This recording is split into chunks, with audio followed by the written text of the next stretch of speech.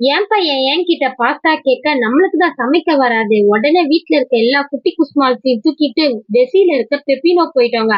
அங்க போய் நம்ம பெரிய பெரிய சீசி பாஸ்தா ஒன்று ஆர்டர் பண்ணியிருந்தேன்.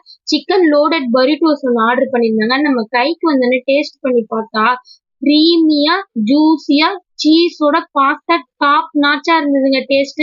பசங்க எல்லாம் சாப்பிட்டாங்க, ரொம்ப ஹாப்பியா ஃபீல் பண்ணாங்க. நெக்ஸ்ட் சிக்கன் பொரிட்டோ சாப்பிட்டாங்க. நல்ல லோடடா மீட் ஃபுல்லா கொடுத்திருந்தாங்க. கூடவே 2 டிப் கொடுத்தாங்க. அது தொட்டு சாப்பிடும் போது இன்னும் டேஸ்ட் எக்ஸ்ட்ராடனரியா இருந்ததுங்க.